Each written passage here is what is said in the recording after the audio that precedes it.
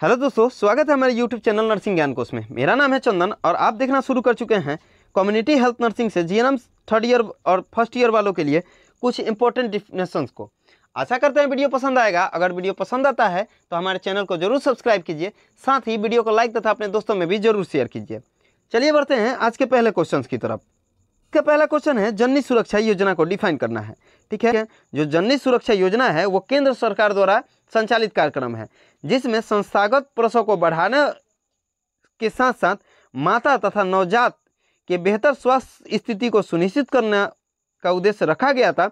यह 12 अप्रैल 2005 को प्रारंभ की गई थी।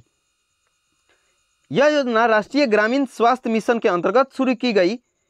ठीक है, यानी एनआरएचएम के थ्रू शुरू किया गया था। जो जेएसवाई है वो एनआरएचएम के थ्रू 12 अप्रैल 2005 को शुरू की गई थी, जिसका उद्देश्य था संस्थागत प्रसव को बढ़ावा देना, साथ ही माता एवं नवजात की बेहतर स्वास्थ्य स्थिति को सुनिश्चित करना।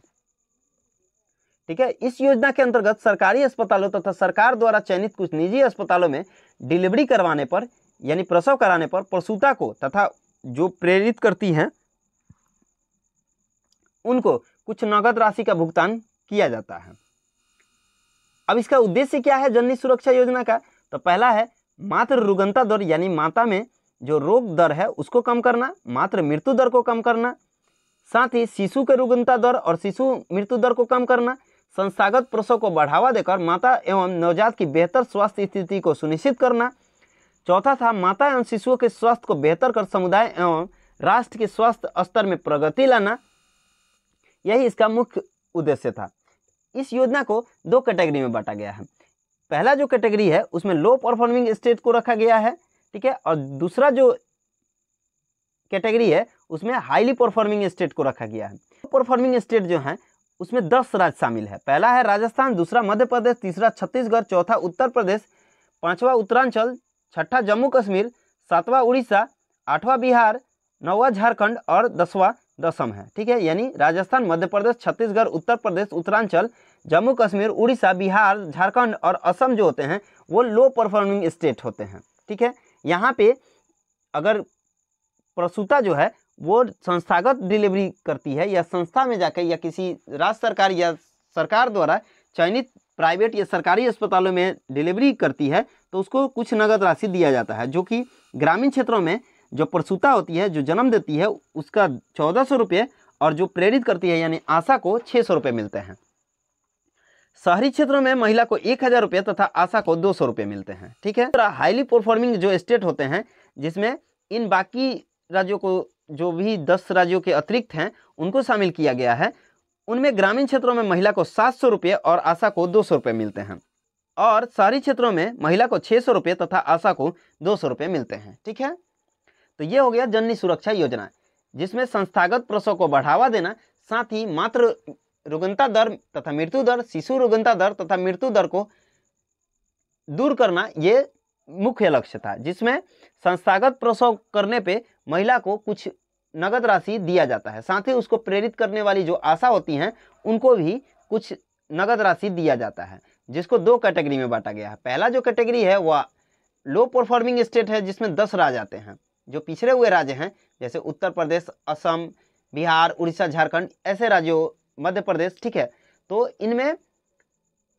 जो नगद राशि है वो राशि होती है महिला को 1400 रुपये और आशा को 600 रुपये, और जो शहरी क्षेत्रों से उसमें महिला को 1000 रुपये और आशा को 200 रुपये मिलते हैं।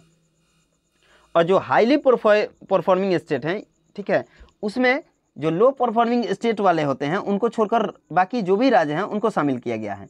इसमें ग्रामीण क्षेत्रों में महिला को 700 रुपये और आशा को 200 रुपये मिलते हैं और शहरी क्षेत्रों में महिला को 600 रुपये और आशा को 200 रुपये मिलते हैं। ठीक है, स्कूल स्वास्थ्य सेवाएं, ठीक है, जो स्कूल में पढ़ रहे हैं बच्चे हैं या स्कूल में पढ़ा रहे हैं टीचिंग या नॉन टीचिंग स्टाफ जो हैं उनसे संबंधित जो स्वास्थ्य सेवाएं दी जाती है उसी को हम लोग स्कूल स्वास्थ्य सेवाएं बोलते हैं।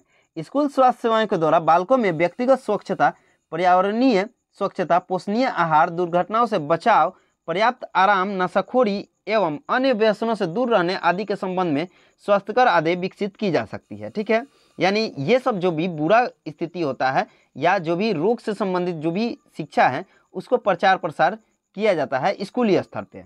इसका उद्देश्य क्या क्या है? तो पहला है स्वास्थ्य निरीक्षण करना, स्वास्थ्य देखभाल करना और पोषण कार्यक्रमों द्वारा स्कूली बालकों की वृद्धि और विकास को प्रोत्साहित करना। दूसरा है संक्रामक रोगों की रोकथाम और नियंत्रण करना। तीसरा है स्कूल में स्वस्थ रहने का प्रोत्साहन देना, जिससे स्कूली बालक स्वास्थ्य के प्रति अनुकूल रवैया अपनाएं। अब इसको प्रदान करने के क्या कारण है? तो पहला है बड़ी संख्या में स्कूली बच्चे जनसंख्या के काफ़ी बड़े भाग का हिस्सा होते हैं। भारत में 5 से 14 वर्ष के बच्चे जो होते हैं वो कुल जनसंख्या का लगभग 1/4 होते हैं, अतः वे सामुदायिक स्वास्थ्य सेवाओं की एक बड़े भाग के हकदार हैं। दूसरा होता है वृद्धि और विकास के समय अपने जीवन के इस भाग में बच्चों में शारीरिक और भावनात्मक परिवर्तन होता है, अतः इन्हें स्वास्थ्य निरीक्षण की तथा मार्गदर्शन की परम आवश्यकता अधिक होती है। अगला है रोगों की शीघ्र पहचान। बच्चों में संक्रमण रोग तथा कुपोषण की संभावना अधिक होती है। ठीक है, स्कूल स्वास्थ्य सेवाओं द्वारा इसकी शीघ्र पहचान कर ली जाती है, जिससे कम समय में उचित उपचार कर रोगों को रोका जा सकता है। यानी अगर किसी रोग का शीघ्र पहचान कर लिया जाए तो उससे हम लोग बच सकते हैं। अगला है समूह में रहना। ठीक है, बच्चे जो होते हैं आमतौर पर समूह में रहना पसंद करते हैं। ठीक है, तो जिस कारण संक्रमण का खतरा ज़्यादा होता है, इसीलिए स्कूल से संक्रमण घर भी ले जाते हैं तथा अन्य बालकों को भी देते हैं, जिसके कारण परिवार के सदस्यों और समुदाय में संक्रमण का प्रसार होना लाजमी होता है। इसी को बचाने के लिए स्कूली शिक्षा या स्कूली स्वास्थ्य शिक्षा का होना बहुत जरूरी होता है। अगला है नियंत्रित जनसंख्या। ठीक है, स्कूली बालकों का जनसंख्या नियंत्रित होता है, उनका एक विशेष आयु समूह होता है, अतः उनका आसानी से निरीक्षण तथा मार्गदर्शन किया जा सकता है। ठीक है, अलग अलग आयु वाले अलग अलग बच्चों का ग्रुप होता है, इसीलिए इनका आसानी से हम लोग निरीक्षण भी कर सकते हैं और इनका मार्गदर्शन भी कर सकते हैं। क्या है शिक्षा के अवसर? ठीक है, स्वास्थ्य शिक्षा प्रदान करने और बच्चों में आचार विचार ढालने के लिए स्कूल सर्वोत्तम स्थल है, क्योंकि बच्चे जो स्कूल में सीखते हैं वैसा ही घर में जाकर अमल करते हैं। इसीलिए जो शिक्षा के अवसर प्रदान किए जाते हैं वो बहुत ज़्यादा फायदेमंद होते हैं। अब आते हैं अंडर 5 क्लिनिक पे। ठीक है, अंडर 5 क्लिनिक जो 5 साल के अंदर के बच्चे होते हैं या 5 साल के बच्चे होते हैं, उनका जो स्वास्थ्य संबंधित देखभाल किया जाता है जिस क्लिनिक के द्वारा, उसी को हम लोग अंडर 5 क्लिनिक के नाम से जानते हैं। ये भारत सरकार या केंद्र सरकार द्वारा संचालित क्लिनिक होते हैं, जिसमें 5 वर्ष तक के बच्चे निर्बलतम समूह के माने जाते हैं, अतः इनमें बीमारियां होने की संभावना अन्य की अपेक्षा अधिक होती है। इसी कारण कई बार बच्चों की मृत्यु हो जाती है। इसी को रोकने के लिए भारत सरकार ने अंडर 5 क्लिनिक का उपाय या नियोजन किया है। ठीक है, अंडर 5 क्लिनिक को संचालित किया है। 5 वर्ष तक की आयु वृद्धि एवं विकास की उम्र होती है। अंडर 5 क्लिनिक द्वारा इस उम्र समूह के बच्चों को बेहतर स्वास्थ्य प्रदान कर उनमें इन जानलेवा बीमारियों की रोकथाम की जाती है। अतः अंडर 5 क्लिनिक बच्चों के उचित शारीरिक तथा मानसिक विकास का सहायक होती है। ठीक है, अंडर जो 5 क्लिनिक होते हैं वो बहुत ज़्यादा 5 साल तक के बच्चों के लिए हितकर होते हैं, क्योंकि जो 5 साल के बच्चे होते हैं या 5 साल से कम उम्र के बच्चे होते हैं उनमें जो इम्यूनिटी लेवल है वो कमज़ोर होता है, जिससे वह आसानी से किसी भी संक्रमण के शिकार हो सकते हैं। इसी को दूर करने के लिए केंद्र सरकार द्वारा अंडर 5 क्लिनिक को चलाया जाता है। इनमें क्या क्या सेवाएं प्रदान की जाती है? तो पहला है केयर एंड इलनेस यानी रुग्णता में देखभाल। दूसरा है प्रिवेंटिव केयर यानी निरोधक देखभाल। तीसरा वृद्धि मॉनिटरिंग यानी वो कितने के ग्रोथ रेशियो से बढ़ रहे हैं उसका मॉनिटरिंग करना। परिवार नियोजन सेवाएं, ठीक है, और स्वास्थ्य शिक्षा, ठीक है, यानी हेल्थ एजुकेशन पे ध्यान देते हैं। अगला है पुनर्वास नर्सिंग यानी रिहेबिलिटेशन नर्सिंग। ठीक है, तो पुनर्वास चिकित्सा जो होता है वह सामाजिक, व्यवसायिक, मनोवैज्ञानिक एवं शैक्षणिक उपायों का ऐसा एकीकृत समूह है जिसमें आवश्यकता अनुसार उपयुक्त प्रशिक्षण एवं पुनः प्रशिक्षण द्वारा व्यक्ति को क्रियात्मक रूप से यथासंभव उत्तम स्तर तक योग्य बनाया जाता है या पहले जैसा बनाया जाता है। ठीक है, किसी व्यक्ति को रिहेबिलिटेट कर हम लोग फिर से पहले जैसे करने का कोशिश करते हैं। अगर कोई मरीज है उसको रिहेबिलिटेट का ज़रूरत है तो उसको रिहेबिलिटेट कर और बहुत सारे ऐसे गतिविधियों को हम लोग संचालित कर या प्रशिक्षण दे उसको फिर से उसके उच्चतम स्तर तक योग्य बनाते हैं। अब इसका उद्देश्य क्या क्या है? तो पहला उद्देश्य है शारीरिक, सामाजिक, व्यवसायिक तथा मनोवैज्ञानिक रूप से अनुत्पाद व्यक्ति को उत्पाद बनाना, उसमें जो भी निष्क्रियता उत्पन्न हो गई है उसको सक्रिय करना। दूसरा, चोट अथवा बीमारी के कारण होने वाले दुष्प्रभावों को कम करना। तीसरा, विकलांगता की स्थिति में व्यक्ति का यथासंभव सर्वोत्तम समायोजन सुनिश्चित करना, यानी अगर कोई विकलांग हो गया है तो उसको उससे उबरने में मदद करना। और पुनर्वास नर्सिंग के क्षेत्र को बढ़ाना। ठीक है,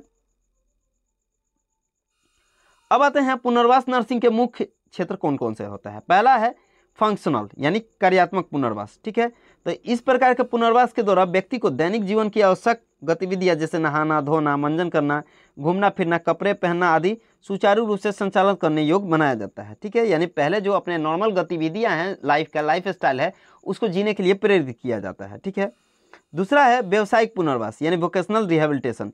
चोट या बीमारी के कारण उत्पन्न हुई विकलांगता अथवा निःशक्तता कई बार व्यक्ति के व्यावसायिक कार्यों को भी बाधित करती है। ऐसी स्थिति में उनके व्यावसायिक कार्यों को पुनर्स्थापित कर उन्हें आर्थिक रूप से आत्मनिर्भर बनाना ही व्यावसायिक पुनर्वास का मुख्य लक्ष्य होता है। ठीक है, अगर कोई व्यवसायिक या बिजनेसमैन है, उसको कोई विकलांगता हो गया या किसी बीमारी से ग्रसित हो गया और उसका बिजनेस ठप हो गया, तो उसको फिर से पहले जैसे लाने के लिए कोशिश करना ही व्यावसायिक पुनर्वास कहलाता है। अगला है सामाजिक पुनर्वास यानी सोशल रिहेबिलिटेशन। ठीक है, इसके अंतर्गत व्यक्ति को अपने परिवार, पास आस पड़ोस, रिश्तेदार, मित्रों आदि के सौहार्द रिश्ते स्थापित करने तथा उन्हें बनाए रखने के लिए योग्य बनाया जाता है। ठीक है, यानी समाज में ढलने लायक जो पुनर्वास किया जाता है या योग्य बनाया जाता है, उसी को हम लोग सामाजिक पुनर्वास बोलते हैं। अगला है मनोवैज्ञानिक पुनर्वास यानी उसको साइकोलॉजिकल सपोर्ट वगैरह देके हम लोग जो रिहेबिलिटेट करते हैं, उसी को हम लोग साइकोलॉजिकल रिहेबिलिटेशन के नाम से जानते हैं। बस इतना ही, आशा करते हैं वीडियो पसंद आया होगा। अगर वीडियो पसंद आया है तो हमारे चैनल को जरूर सब्सक्राइब कीजिए, इस वीडियो को लाइक तथा अपने दोस्तों में भी जरूर शेयर कीजिए। अगर आप इस वीडियो से संबंधित पीडीएफ को देखना चाहते हैं तो हमारे डिस्क्रिप्शन बॉक्स में लिंक मौजूद है, जिस पे आप टाइप करके पीडीएफ को देख सकते हैं। मिलते हैं नेक्स्ट वीडियो में, तब तक के लिए धन्यवाद।